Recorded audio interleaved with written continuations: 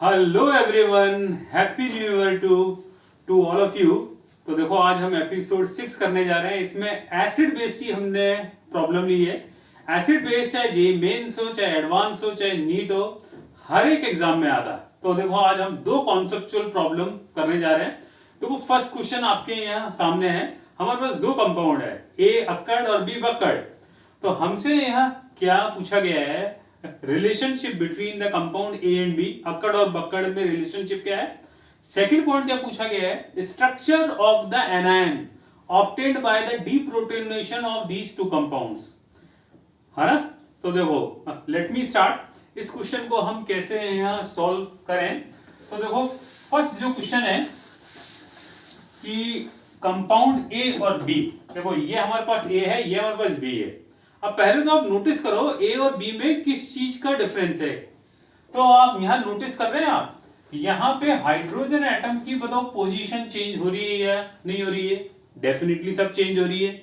और पाई बॉन्ड की position change हो रही है, वो भी हो रही है।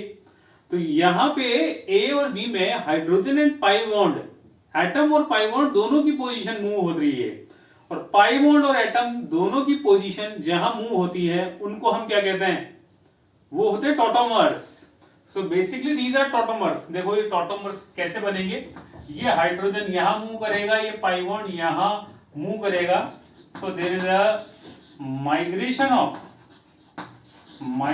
Of hydrogen atom plus pi bond.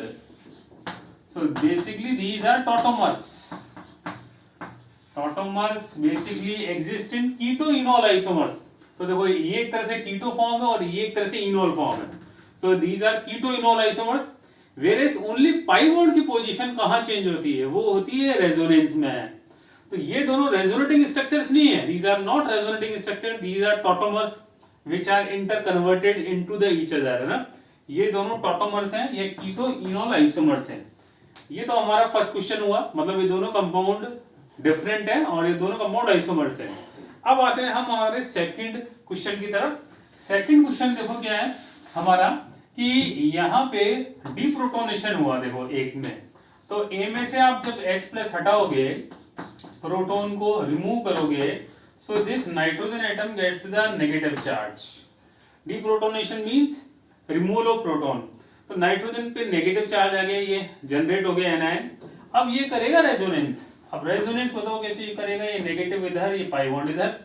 तो जब आप रेजोनेटिंग स्ट्रक्चर बनाओगे तो ये रेजोनेटिंग स्ट्रक्चर देखो कुछ इस तरह की बनेगी। This oxygen gets the negative charge, ये इसकी फर्स्ट आरएस है, ये सेकंड आरएस है। तो these are the anion, it means these are resonating structures of the each other. और O पे नेगेटिव और N पे नेगेटिव बताइए स्टेबल कौन है। एज वी नो O पे नेगेटिव ज्यादा स्टेबल है क्योंकि ऑक्सीजन हाईली इलेक्ट्रोनेगेटिव एटम है ना। अब ऐसे ही हम B का देखें, हम B में से आप जब H प्लस को हटाएंगे, रिमूव करेंगे, तो जो एनायन जनरेट होगा वो देखो कुछ इस तरह का होगा। ऑक्सीजन पे क्या आ जाएगा, नेगेटिव चार्ज।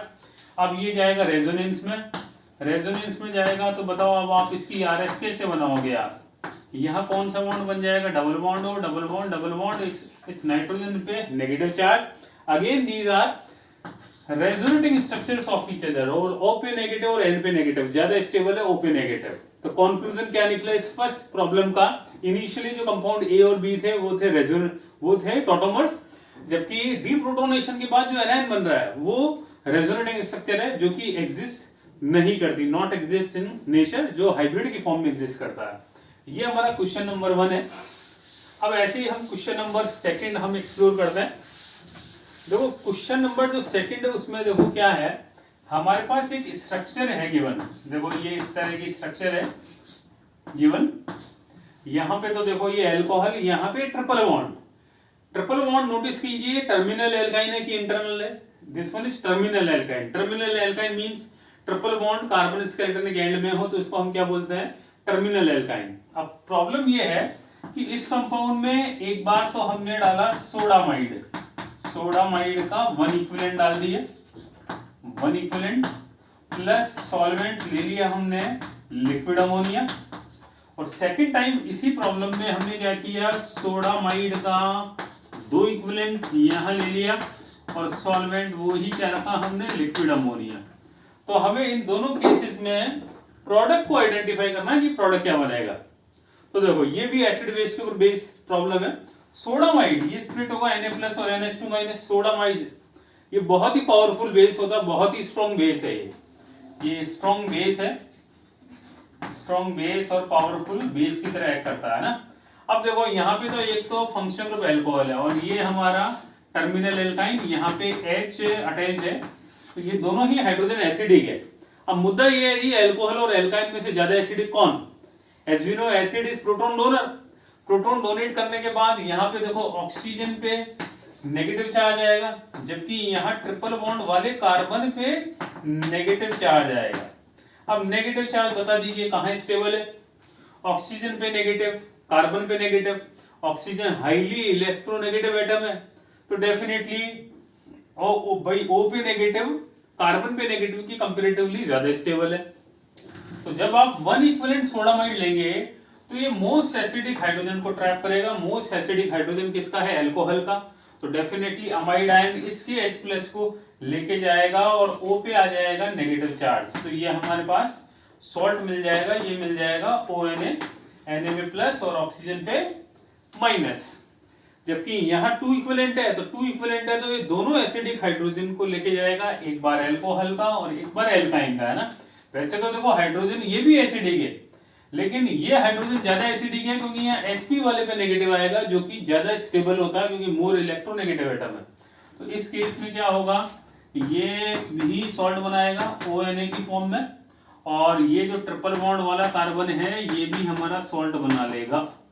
तो ये स्ट्रक्चर बन जाएगी 1 इक्विवेलेंट में, ये स्ट्रक्चर हमें मिलेगी 2 इक्विवेलेंट पे। तो कॉन्सेप्ट क्या निकला इस क्वेश्चन का? 1 इक्विवेलेंट स्ट्रॉन्ग बेस लेंगे तो वो मोस्ट एसिडिक हाइड्रोजन को ट्रैप करेगा, और 2 इक्विवेलेंट है तो जो 2 एसिडिक हाइड्रोजन है वो निकल जाएंगे। तो आपका ये साल बहुत ही अच्छा जाए। Thank you so much for watching the video, and please like, subscribe and share, और कमेंट बॉक्स में जरूर टाइप कीजिए कि ये वीडियो आपको कैसा लगा। Thank you so much again.